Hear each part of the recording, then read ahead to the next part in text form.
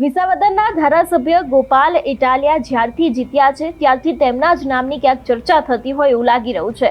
અત્યારે હાલ ગોપાલ ઇટાલિયા જ્યારે સુરત પહોંચ્યા હતા, આહિર સમાજનું એક સંમેલન થયું હતું, તેની અંદર ગોપાલ ઇટાલિયાએ ભારતીય જનતા પાર્ટી વિશે તો ઘણી બધી વાતો કહી છે, તેની સાથે વિસાવદરમાં પણ તેઓ જીત્યા છે એની પાછળ પણ આમ આદમી પાર્ટીના કાર્યકર્તાઓનો કેટલો શ્રેય રહેલો છે।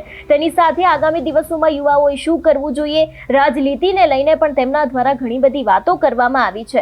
શું છે સમગ્ર વિષય, ગોપાલ ઇટાલિયાએ શું કહ્યું હતું, તેના વિશે વાત કરીશું આજના આ વિડીયોમાં। નમસ્કાર, હું હંસિની અને તમે જોઈ રહ્યા છો નિર્ભય ન્યૂઝ। વિસાવદરના ધારાસભ્ય જે સમયે સુરત પહોંચ્યા હતા અને આહિર સમાજનું સંમેલન હતું, તે જ સમયે ગોપાલ ઇટાલિયાએ શું કહ્યું હતું, સૌથી પહેલા તો તે સાંભળીએ। આજે આ હોલની અંદર ઉપસ્થિત આપ સૌ આહિર સમાજના વડીલો, આગેવાનો, યુવા દોસ્તો, આમ આદમી પાર્ટીના કાર્યકર્તાઓ, આ વિસ્તારના સુજ્ઞ નાગરિકો અને દૂર દૂરથી તમારો કિંમતી સમય લઈને પધારેલા સૌ સુરત શહેરના મતદારો, બધાને મારા જય દ્વારકાધીશ, રામ રામ, જય ભારત। આજે આ સરસ મજાના સન્માન સમારોહનું અને સન્માન સમારોહના માધ્યમથી મારી વાત હું તમને કહી શકું, આગળનો વિચાર હું તમને કહી શકું એવું પ્લેટફોર્મ પૂરું પાડનાર અમારા આદરણીય માનનીય મથુરભાઈ બલદાણિયા સાહેબ, માનનીય અમારા જૂના અને જાણીતા બાલુભાઈ કાતરિયા સાહેબ, માનનીય ભાઈ શ્રી દિલુભાઈ બલદાણિયા, માનનીય પ્રવીણભાઈ, માનનીય કિશોરભાઈ, અમારી આખી ટીમ કે જે ઘણા લાંબા સમયથી આમ આદમી પાર્ટી સાથે જોડાઈને પોતાનું યોગદાન આપી રહી છે, આખી ટીમનો હું હૃદયપૂર્વક બે હાથ જોડીને આભાર વ્યક્ત કરું છું। આ સિવાય મંચ ઉપર ઉપસ્થિત અનેક આગેવાનો, અમારી પાર્ટીના માનનીય સૌ હોદ્દેદારશ્રીઓ, વિસાવદર વિધાનસભાની ચૂંટણીમાં જેમણે ખૂબ જહેમત ઉઠાવી છે એવા સૌ આદરણીય હોદ્દેદારોનો પણ હું વિશેષ આભાર વ્યક્ત કરું છું। દોસ્તો, આજે ઠેર ઠેર, ગામડે ગામડે જ્યાં હું જાઉં છું ત્યાં લોકોમાં ખૂબ ઉત્સાહ છે, કેટલી બધી ઉર્જા, એટલો બધો ઉત્સાહ, હરખનો કોઈ પાર નહીં, ચારો તરફ એક જ વાત કે જય ગોપાલ કરે છે। પણ આ સફળતાની ઉજવણી છે, જીતની ઉજવણી છે, અને જીતે ત્યારે આખું ગામ ભેગું થઈ જાય, એ વાત જમાનામાં નવી નથી, આ તો સદીઓથી હાલતું આવ્યું છે। જે જીતે એની હારે બધા અને હારે એનો કોઈ નહીં। અમારી આ સફળતાની ઉજવણીમાં આખું ગુજરાત જોડાયું છે, પણ આ સફળતાનો પાયો અમારી નિષ્ફળતાથી ચાલુ થયો છે।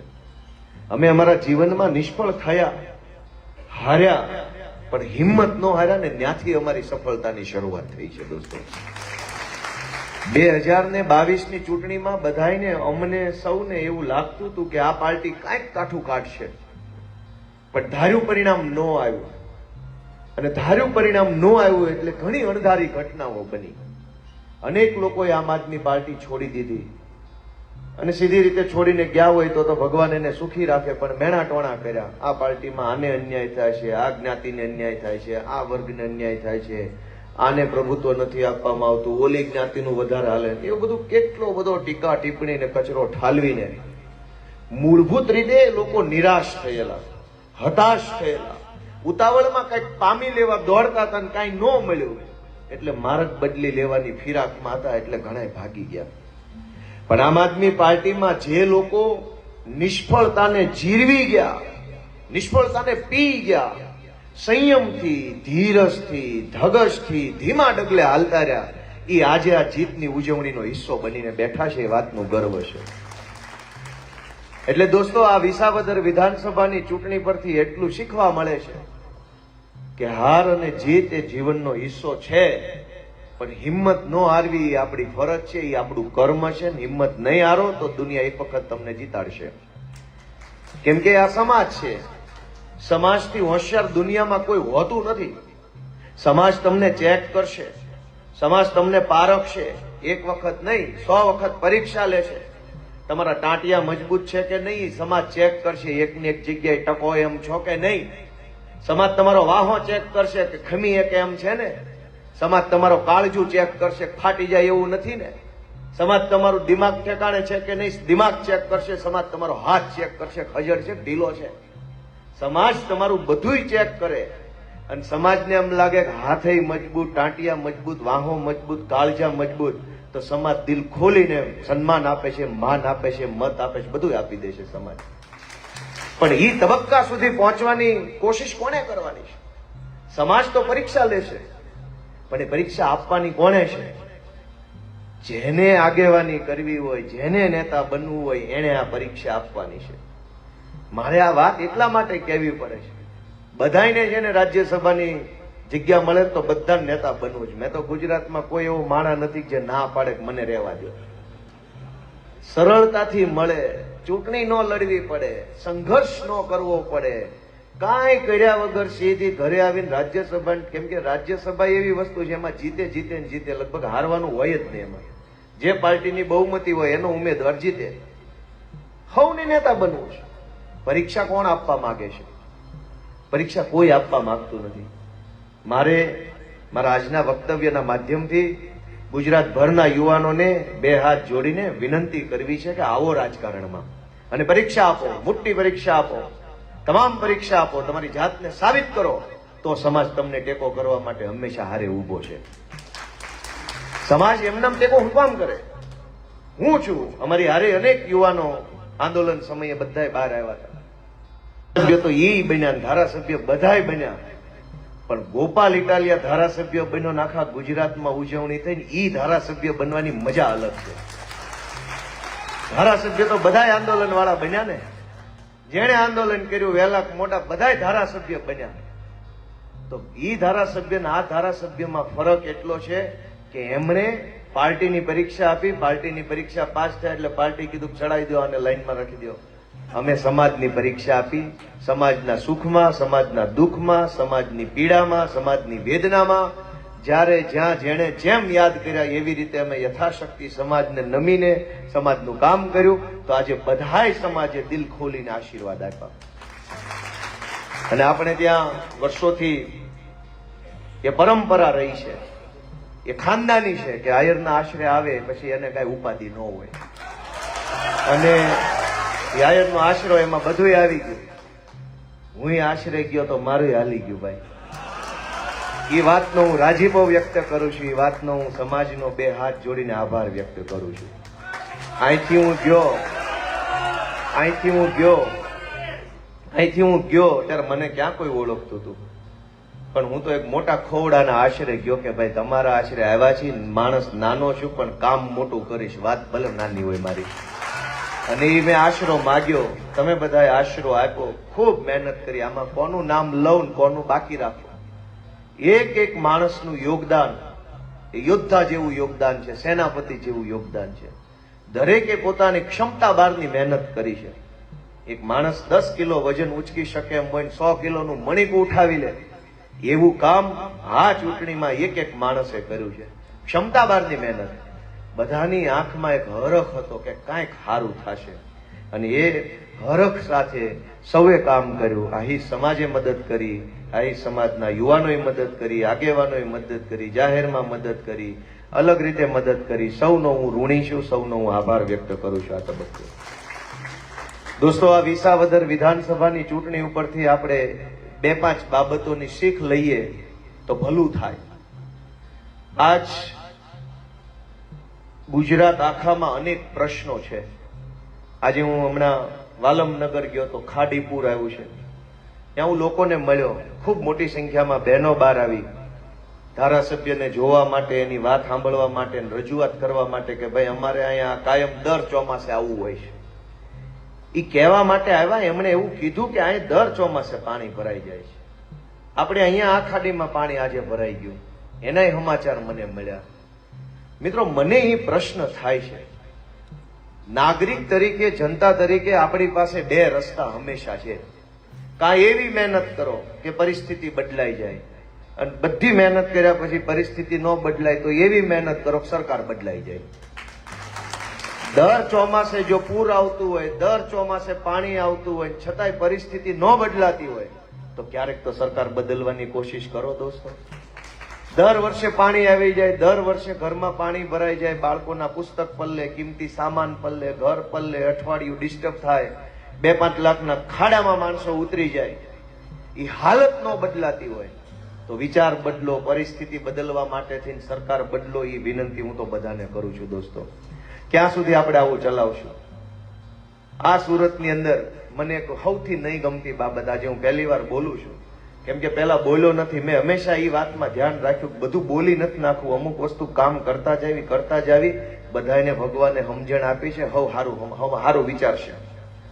આ સુરતની અંદર CR પાટીલ ને સંઘવી જેવા લોકો ઉપર આવ્યા પછી એક આખો ક્રેઝ આવી ગયો ચાપલુસી કરવાનો. બધી જ્ઞાતિના આગેવાનો જાણે CR પાટીલ મોટું પીરાણું હોય એમ ન્યા નેમાજ કરે. અમને મારી જેવા માણસની વાત એટલી બધી ખટકે કે તમારી કોમના 4 જુવાનિયા કોક સરકારી નોકરી માટે મહેનત કરે છે, કોકે દૂધની ડેરી ખોલી છે ન્યા સંઘર્ષ કરે છે, કોક ઘરનું ઘર લેવા માટે ખૂબ પરસેવો પાડે છે, કોક રાજકારણમાં પોતાની જગ્યા બનાવવા માટે તમારી નાતનો એક જુવાનીઓ બહુ મથે છે. તમે એને કાંઈ માનતા નથી, તમે એને ભાવ આપતા નથી, તમે એને પૂછતા નથી. અને નાચના કહેવાતા બધા નેતા રોજ જાગીને CR પાટીલને નમસ્કાર કરી મારા જેવા જુવાનિયાને ખટકે કે અમે તમારા છીએ, તમે અમારી સામું કેમ નથી જોતા? અમારી ભૂલ હું, અમારો ગુનો હું, અમે શું ખોટું કર્યું છે, કેમ તમે અમારી સામું નહીં જોવો? અને રોજ જાગીને જોવો તો ગમે એ જ્ઞાતિનો પ્રોગ્રામ હોય, પાટીલના ફોટા મારીને ચરણ વંદના હાલતી હોય. અમને એ વાત એવી ખટકે કે આ શું હાલે છે? અને આ ચેપી રોગ સુરતમાં સૌથી વધુ હતો. એમાં કેમ કે તમે વિચારો, સમાજનું ફરજ શું છે? સમાજની ફરજ એ છે કે સમાજની વચ્ચેથી નીકળીને કોઈ છોકરો સંઘર્ષ કરતો હોય તો આંગળી ચીંધ્યાનું પૂર્ણ કરવું એ સમાજની ફરજ હોય. મોટા માણસના ટાંટિયા ઝાલવા 100 જણા તૈયાર હોય છે, નાના માણસનું બાવડું પકડવા એક માણસ તૈયાર નથી હોતો. સમાજનું કર્તવ્ય એ નથી કે નાના મોટા માણસના ટાંટિયા પકડો. સમાજનું કર્તવ્ય એ છે કે નાના માણસનું બાવડું ચાલો. આજે મારું સન્માન કરવા માટે એક ટીમ આવી હતી, મેં એને હાથ જોડીને કીધું કે ગોપાલ ઇટાલિયા જીત્યો તો શાલ ને બુકે ને સ્વાગત ને સન્માન ને ઓહો. ગોપાલ ઇટાલિયાને પોલીસે ધોકા માર્યા તેથી કોઈ મલમનો ડાબલો લઈને ક્યાં નો આવ્યું? અમે કઈ દારૂ વેચતા તો જેલમાં નહોતા ગયા? અમે કોઈ ડ્રગ્સ વેચવાની દુકાન નહોતી ખોલીને પોલીસે પકડ્યા હતા? અમે કોઈ જમીન માફિયા નહોતા કે જમીન પચાવી પાડીને જેલમાં ગયા તો સમાજ છોડાવવા નહીં આવે? સમાજની લડાઈ લડતા આમ જનતાનો મુદ્દો ઉઠાવતા જેલમાં ગયા. મથુરભાઈ મારી હારે અહીંયા ઉધના પોલીસ સ્ટેશનમાં, ભાઈ હરેશભાઈ હતા, બાલુભાઈ અનેક વખત ડિટેન થયા છે. CR પાટીલ, સંઘવી કેવા લોકો છે અને આપણે કઈ ભૂમિમાંથી આવીએ છીએ? આપણો વારસો શું છે? આપણું ખાનદાન શું છે? આપણે તો ધરતીમાંથી ધાન પકવી મહેનત કરી પરસેવાના પૈસે જીવવા વાળી કોમના માણસો છીએ. આપણને આવા 2 નંબરની કમાણી ઉપર પડી બેઠેલા નેતાઓની આગળ પાછળ ફરવું પોહાય કેવી રીતે? મને તો એક યુવાન માણસ તરીકે એ વાતમાં લોહી ઉકળી ગયું. અમે સંકલ્પ કર્યો કે હારવી કે જીતવી એ 1000 હાથવાળો નક્કી કરશે, પણ બાંધી લેવું એ હું નક્કી કરીશ અને બાંધી લેવાનું. અને એમાં મેં ક્યાંય દહીં દૂધમાં પગ નથી રાખ્યો.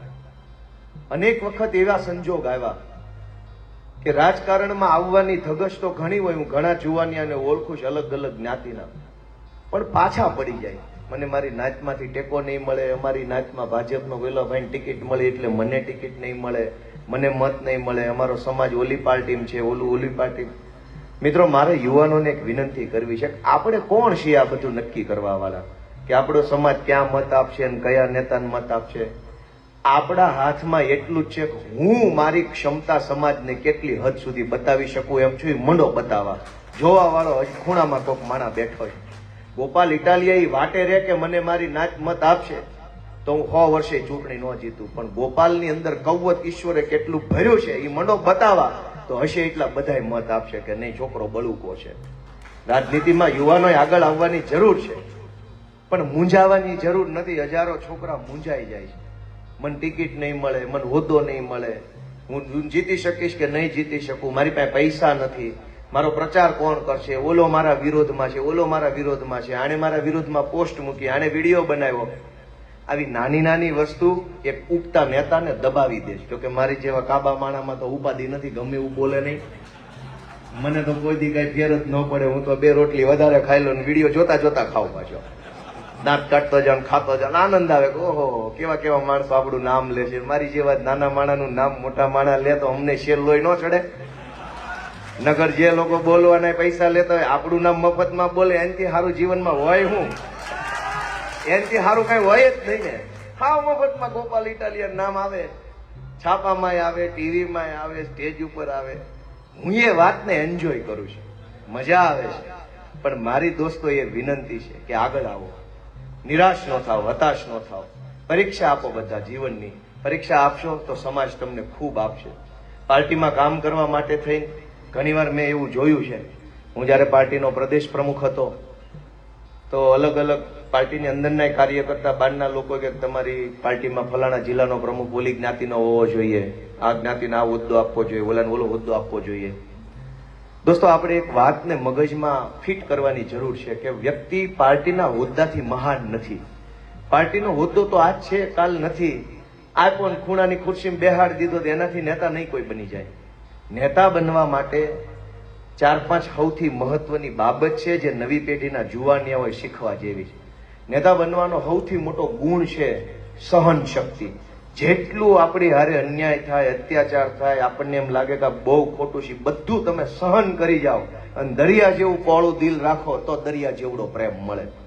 નાની નાની વાતમાં તમને વાંધા પડવા મને મારું નામ માઇકમાં ન લીધું, મારો ફોટો નથી, આ જગ્યાએ ફોટો નાનો કરી નાખ્યો, આ ગોપાલભાઈના ભાષણમાં મારું નામ ન બોલ્યા, મેં આટલું કર્યું મને બોલાવ્યો નહીં, પહેલી લાઈનમાં બેહાડ્યો નહીં, અમારા સમાજનું નામ લીધું નહીં, આ માણસને બોલાવ્યો નહીં. આ બધી વસ્તુ જીવનમાં ક્યાંય પહોંચાડતી નથી. આપણે આપણી નાની દુનિયામાં મજા લઈએ છીએ. આપણી 5 જણાની ટોળકી આપણને ઉશ્કેરે, તારું નામ ન લીધું, તું ફેસબુક પર પોસ્ટ મૂક ને ગોપાલભાઈને ટેગ કર. ગોપાલભાઈને કાંઈ ફરક પડતો નથી. આપણે વાહે રહી જાય છે. આમાં નેતા બનવાનો પહેલો ગુણ છે કે કાળજું મોટું કરવું, હૃદય વિશાળ કરવું. હું ચૂંટણી જીત્યો પછી મેં 2 વખત મારું દિલ મોટું કર્યું કે કાંઈ વાંધો નહીં, ભૂતકાળમાં મારાથી કાંઈ ઈ સ્વભાવ, ઈ સમજણ, ઈ ઉંમર પ્રમાણે હું કાંઈ બોલ્યો. હવે સમાજે મને મોટી જવાબદારી આપી છે, વજનદાર માણા બનાવ્યો છે, મારી ઉપર ભાર મૂક્યો છે, તો હું વિનમ્ર બનું છું અને ભૂતકાળની ભૂલની માફી માંગી અને હવે તમારા આશીર્વાદથી આગળ વધવા માંગુ છું. અને ઈ વાત મેં બધા પ્લેટફોર્મ પર કીધી. કેમ કે વિનમ્ર નહીં બનીએ, સંયમ નહીં રહ્યો જીવનમાં તો કોઈ આગેવાની બનવા નથી. દોસ્તો આ વિસાવદરની વિધાનસભાના જીતની સફળતાના સારથી તરીકે મારે અમારા 2 ખાસ આગેવાનને યાદ કરવા પડે. અમારા માનનીય પ્રવીણભાઈ રામ, એમણે ખૂબ મહેનત કરી છે. દોસ્તો 2015માં જ્યારે હું સરકારી નોકરીમાં હતો, આમાંથી અડધા આમ આદમી પાર્ટીમાં નહોતા. એ સમયે ઇકો ઝોનની લડાઈ પ્રવીણભાઈ રામ લડતા હતા. એની ઉંમર બહુ નાની હતી અને તેમ છતાંય હજારો લોકોની આગેવાની લીધી, અવાજ ઉઠાવ્યો અને ઇકો ઝોનની લડાઈને મજબૂત બનાવી અને 2015થી લઈ 2025 સુધી એ લડાઈનું નેતૃત્વ કર્યું. વિસાવદર અને ભેસાણના અનેક ગામડાઓની અંદર ઇકો ઝોન લાગે છે. પ્રવીણભાઈની 10 વર્ષની મહેનતના કારણે પ્રવીણભાઈ ઉપર જનતાનો ભરોસો છે કે આ માણસ લડી બતાવશે. એ ભરોસાના કારણે વિસાવદરમાં ઇકો ઝોનના જે ગામડા છે એમાં ખૂબ આશીર્વાદ અમને મળ્યા. એ બદલ પ્રવીણભાઈનો અમે આભાર વ્યક્ત કરીએ છીએ. અમારા ધારાસભ્ય માનની હેમંતભાઈ ખવા એ બહુ રાજકીય કુનેહવાળા માણસ છે. હરદા બાપાનું રાજકારણ છે 50 વર્ષનું અને એમના વારસામાં પછી હેમંતભાઈ ખવા અત્યારે ધારાસભ્ય છે. આમ તો 3 પેઢીથી રાજકારણમાં છે એટલે એની રાજકારણની સમજણ, આવડત, કૂટનીતિ જે કાંઈ કહી શકાય એ એના લોહીમાં છે. હેમંતભાઈ આમ મારી જેમ ભાષણ કરવાથી આગા ભાગે કાયમ અમે કહીએ કે ભાઈ 2 શબ્દો કહો, મને કે ઈ ન આવડે, મને તમે બીજું ગોઠવવાનું કે હું ગોઠવી દઉં. અને આ વખતે હેમંતભાઈએ ગોઠવવાનું બધું કામ હેમંતભાઈએ માથા ઉપર લીધું હતું અને જે કાંઈ ગોઠવું છે એ તમારી નજર સામે આવી ગયું. એવું ગોઠવું, એવું ગોઠવું, ઓલાને ખબર ન પડી ક્યાં કોનું ગોઠવાઈ ગયું. અને તમે વિચારો, જામનગર જિલ્લાની ટીમને વડાલ જિલ્લા પંચાયતની જવાબદારી સોંપી હતી. ભાજપ એમ માનતું હતું કે ભાઈ વડાલ છે એ પહેલો રાઉન્ડની મતગણતરી છે. ચોકી, ભિયાળ, કેરાળા, કાથરોટા, વડાલ, ડેરવાણા બધા ગામડાઓ પહેલા રાઉન્ડની મતગણતરીમાં આવે. ભાજપને અંદર ખાને સર્વે એવો હતો કે 4,500 જેટલી મતની લીડથી પહેલો રાઉન્ડ ભાજપ જીતશે. જોકે એમાં એની વાત ખોટી નહોતી, વર્ષોથી એવું થતું આવ્યું. પણ એ વડાલ જિલ્લા પંચાયત સીટની જવાબદારી અમારા તુલસીભાઈ લાલૈયા અને હેમંતભાઈ ખવાને સોંપવામાં આવેલી. અને આ વડાલ જિલ્લા પંચાયતનો પહેલો રાઉન્ડ પૂરો થયો તો 945 મતની આમ આદમી પાર્ટી લીડ આવી. એ અમારા માટે આશ્ચર્ય હતું, કેમ કે અમે એમ હતું કે કદાચ નહીં એટલો સપોર્ટ મળે. પણ પહેલા જ રાઉન્ડ થી આમ જો ભાઈ ભૂકા કાઢી નાખ્યા, અને પછી ત્યાં કોઈ મતગણતરી કેન્દ્ર ખાલી થઈ ગયું, વયા ગયા બધા સમજીને કે હવે અહીં ઊભું ન રહેવાય, અહીં ડખો થાય. અને એવું કામ માનનીય શ્રી હેમંતભાઈ ખવાએ કર્યું છે. મથુરભાઈ ખૂબ મહેનત કરી છે, દોડ્યા છે, સતત પ્રવાસ કર્યો, આગેવાનોને મળ્યા, સમાજના લોકોને મળ્યા. ન્યાનાય અમારા ઘણા કાર્યકર્તાઓ છે, મને બધાના નામ આવડે છે પણ હું બધું નામ લેતો નથી, પણ વિશેષ બધાનો હું આભાર માનું છું. દોસ્તો, આ વિસાવદર વિધાનસભાની ચૂંટણીએ આપણને બે સંદેશ આપ્યા છે. બીજા એક કે આ કોંગ્રેસ વાળા જેટલી વાર ચૂંટણી હારે ને એટલી વાર ઈવીએમ ના રોદણા રોવે, સાજ્યા લેવાનું તૈયાર જ હોય. 5 વર્ષ મહેનત કરવાની નહીં, ચૂંટણીમાં કોઈ મેનેજમેન્ટ કરવાનું નહીં, એની પાસે મુદ્દો ન હોય, માણસ ન હોય, મેનેજમેન્ટ ન હોય, માર્ગદર્શન ન હોય, માર્ગદર્શક ન હોય, કોઈ દેવા વાળો હોય, લેવા વાળા ન હોય, અને એમ નામ નાયા ધોયા વગરના ચૂંટણી લડવા દર ચૂંટણી આવી જાય અને હારી જાય એટલે ઈવીએમ એવા સાજ્યા લે, એવા સાજ્યા, છાતી ફાટી જાય એવા સાજ્યા લે. અને એના કારણે અમને બહુ તકલીફ પડી છે. એણે લોકોના મનમાં ઈવીએમ નો ડર ભરાવી દીધો. ગામડે ગામડે લોકો, એક વાત મને હું 2 મહિના અગાઉ ગયો તો લોકો પૂછતા, ગોપાલભાઈ તમારી હારે તો છે પણ ઓલું મશીન વાળું જરાક જોજો, બહુ બીક લાગે છે. ગામડે ગામડે લોકોના મનમાં બીક પહેરી ગઈ. લોકો ડરતા હતા કે હારું કાંઈક તો ઊંધું નહીં થાય. વિસાવદર વિધાનસભાની ચૂંટણીએ એવું સાબિત કર્યું કે સાચો મુદ્દો લઈને આવો, સાચો માણસ લઈને આવો, સાચી ટીમ લઈને આવો, હરખી રીતે મેનેજમેન્ટ કરો તો આખી સરકારને જનતા હરાવવા તૈયાર બેઠી છે. ઈવીએમ બીવીએમ ની કોઈ ચર્ચા જ નથી, નહીં તો રવડી મોટી સરકાર લાગી ગઈ. ઈવીએમ થી ચૂંટણીઓ જીતાતી હોત તો હું કામ 400 જણાને ધાડું ઉતર્યું. પણ દોસ્તો, હું આજે છાતી ઠોકીને કહું, પહેલાય મને ખબર હતી કે ઈવીએમ બીવીએમ નો કોઈ ગડબડ નથી. તમે કામ ન કરી શકો, તમે પરીક્ષા ન આપી શકો, તમારામાં કઈ દેવત ન હોય, તમારામાં કોઈ કોવત ન હોય તો ગામ થોડું નવરું છે તમારી વાહે ઢહડાય. અમે સાચી ટીમ લઈને ગયા, અમારી ટીમ છે. ઉમેદવાર તરીકે સાચો માણસ પાર્ટીએ મૂક્યો, સાચું મેનેજમેન્ટ કર્યું તો ભાજપના મુખ્યમંત્રી CR પાટીલ, સંઘવી, બધા જ લોકોને જનતાએ પરાસ્ત કરી બતાવ્યા. બીજી બાબત, વિસાવદરની જનતાએ પણ એક સંદેશ આપ્યો છે કે ભાજપને હરાવી શકાય છે. આ સૌથી મોટો સંદેશ વિસાવદરથી આવ્યો છે. આજ ભાજપના લોકો અને આમ જનતામાં કેટલાક લોકો મનથી બહુ થાકી ગયા છે, હતાશ થઈ ગયા છે કે હવે આનું કાંઈ નહીં થાય, હવે આને નહીં હારે, આ બહુ મોટા થઈ ગયા છે, આની પાસે પૈસા છે, ગુંડા છે, પોલીસ છે, દારૂ છે, સત્તાનો ડર છે, બધું જ લોકો મનથી હતાશ થઈ ગયા છે કે હવે આનું કાંઈ નહીં થાય.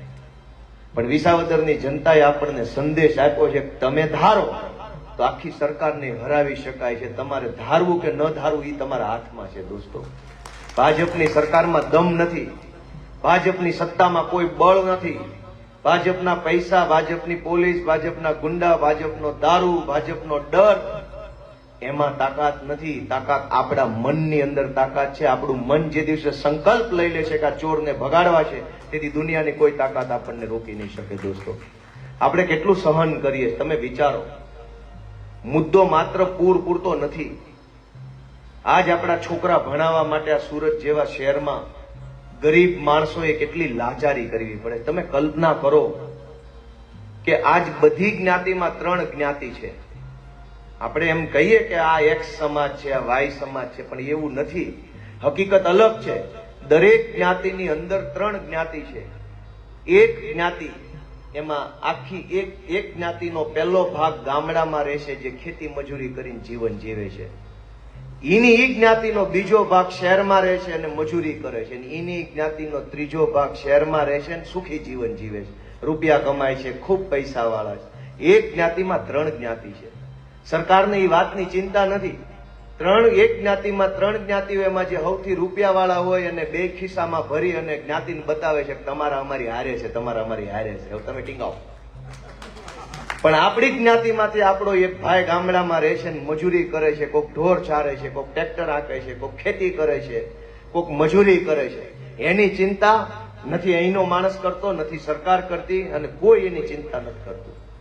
કેટલાક આપણા જ ભાઈઓ છે જે ગામડેથી ખેતીમાંથી થાકીને કંટાળીને હતાશ થઈને શહેરમાં આવ્યા છે. અહીં એની પાસે મોટો ધંધો રોજગાર રૂપિયા નથી, પણ અહીંયાય મજૂરી કરે છે, અહીંયાય વેઠ ઉતારે છે. એનું કોઈ છે નહીં દોસ્તો.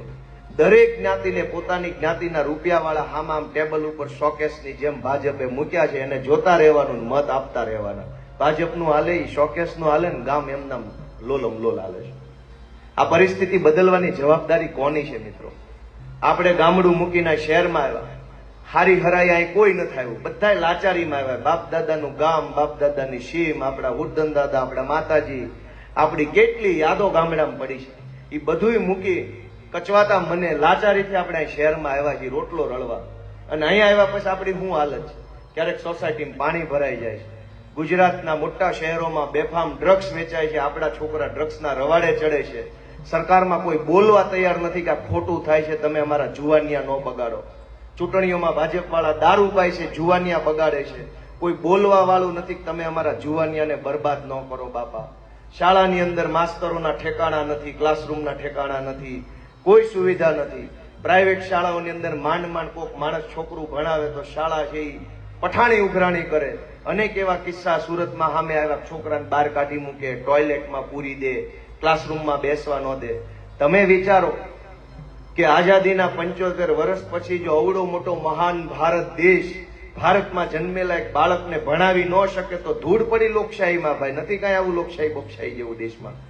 અવડો મોટો દેશ આપણા એક દીકરાને કે દીકરીને ભણાવી નહીં કે એક દીકરા કે દીકરીએ ભણવા માટે લાચારી કરવી પડશે આ દેશમાં. આ દેશ પાસે નથી એવી ક્ષમતા, આ દેશની જનતામાં નથી એવું બળ કે આપણે આપણા બાળકોને ભણાવી શકીએ. દોસ્તો, આપણે વિચાર ક્યારેક કરવો પડશે કે કઈ દિશામાં ગુજરાતને આ લોકો લઈ ગયા છે. અહીં બલિદાનનો વારસો છે, અહીં માથા આપી દીધાનો વારસો છે. વીર દેવાય તાપા બોદરે દીકરાના દાન દઈ દીધાના દાખલા આ ગુજરાતમાં છે. અહીં શું દાખલા નથી? અહીં દાતારીના દાખલા છે, વીરતાના દાખલા છે, બલિદાનના દાખલા છે. અને ઈ ગુજરાતમાં બુટલેગરોના હાથમાં સરકાર આવી જાય એવો દાખલો બેહે. અને ઈ બુટલેગરોની સરકાર બનાવવામાં આપણા બધાનો ફાળો હોય તો આપણે તે કંઈક વિચારવાનો પ્રશ્ન તો ખરો. સુરતમાં બેફામ ડ્રગ્સ વેચાય છે દોસ્તો. ચિંતા કોણ કરશે નહીં? સમાજના રૂપિયાવાળા લોકો તો CR પાટીલના ગુલામ બની ગયા છે.